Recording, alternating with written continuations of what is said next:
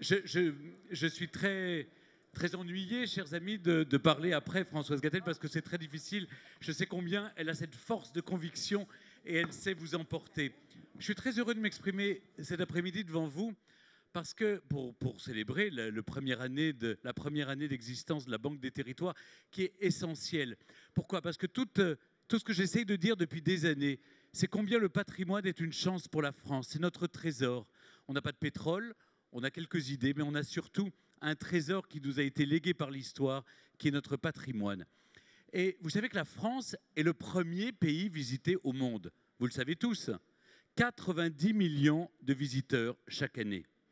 Alors, j'ai tendance à dire parfois que les gens ne viennent pas forcément pour notre don des langues, ni pour notre sourire.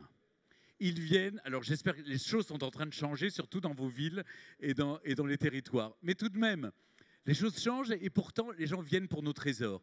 On est un pays extraordinaire avec 5 mers, la montagne, la mer, la campagne, les villes. On a des trésors architecturaux extraordinaires. On a du patrimoine naturel également. Et je crois qu'il faut le valoriser. C'est une attractivité de notre territoire que tout le monde nous envie. Pour une raison simple, c'est qu'une entreprise, vous pouvez l'emmener où vous voulez, en Hongrie, en République tchèque, comme ça arrive trop souvent, hélas. Mais les vieilles pierres, vous ne pouvez pas les délocaliser. Les vieilles pierres, elles sont là pour toujours. Et malheureusement, on est l'un des pays où on a le plus hérité de monuments qui sont extraordinaires. Et peut-être, on est aussi le pays qui met le moins de moyens pour l'entretenir, ce patrimoine. Or, ce patrimoine, c'est celui qui garantit l'attractivité de vos territoires. Ces territoires, vous savez, je traverse la France de fond en comble, si je puis dire, parce que j'anime quelques émissions, et notamment Le Village préféré des Français, qui sera sur France 3, maintenant la chaîne des régions aussi, le 26 juin prochain. Et donc, je reviens d'un tour de France des villages et des petites villes, pas forcément de caractère, mais des petites villes charmantes. Et je vois combien nos habitants, les Français, partout, sont attachés à leur patrimoine. Vous savez que le patrimoine, le lieu crée du lien. Le patrimoine crée de la convivialité. Le patrimoine crée de la fierté dans tous les villages, dans toutes les petites villes. Et j'ai vu que Harold Duvar, et c'est vrai que j'ai beaucoup travaillé avec lui pour Nogent-le-Rotrou, qui est une petite ville qui fait partie aussi de l'opération Cœur de Ville.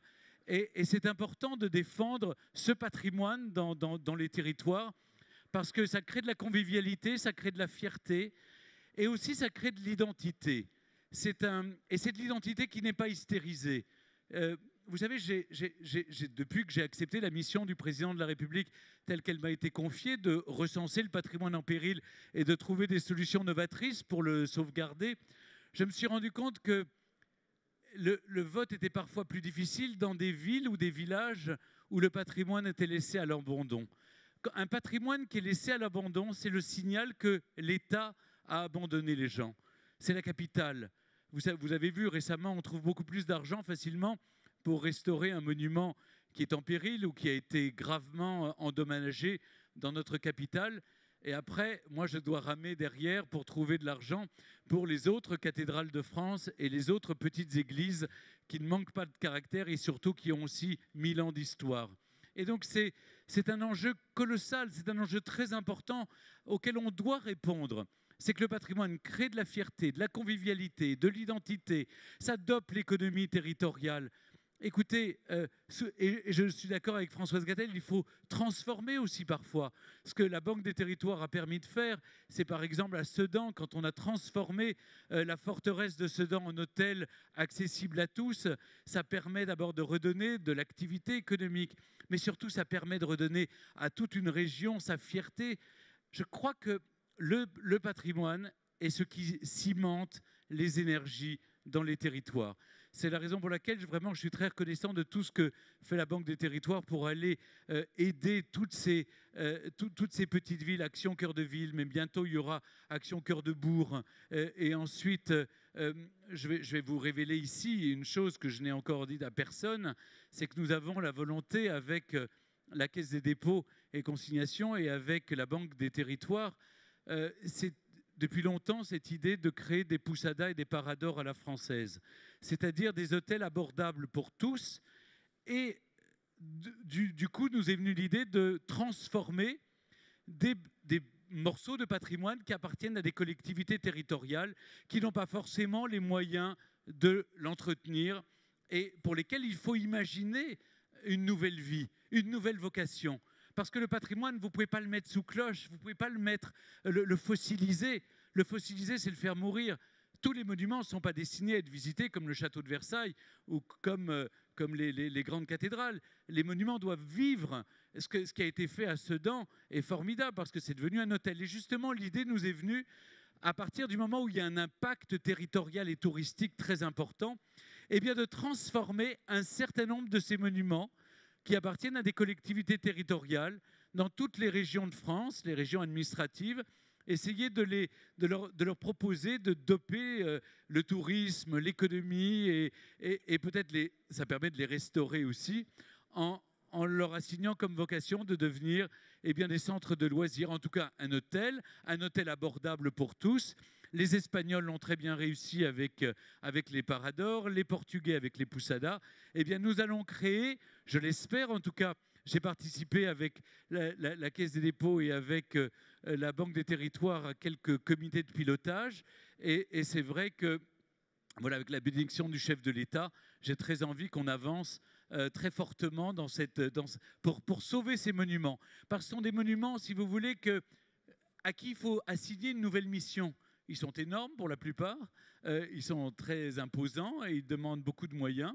Et peut-être des opérateurs privés pourront se joindre à nous. En tout cas, j'aimerais conclure sur une idée. C'est que le patrimoine n'appartient pas à l'État. Le patrimoine n'appartient pas à des propriétés privées. Victor Hugo disait en 1832, dans Guerre aux démolisseurs, il y a deux propriétaires. Il y a celui qui en a l'usage et il y a celui qui le regarde ou qui l'apprécie. La beauté, elle est très démocratique, elle appartient à tout le monde. Elle vous appartient, elle m'appartient, elle appartient à tous les Français. C'est la raison pour laquelle on appelle ça du patrimoine national. Ça appartient à la nation tout entière.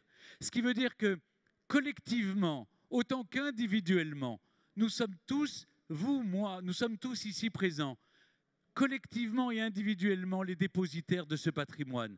Nous devons le transmettre aux générations qui viennent dans un meilleur état que l'état dans lequel nous avons trouvé ces monuments.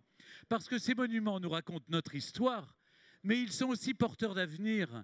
Ils sont notre avenir intellectuel, notre avenir artistique, notre avenir économique aussi.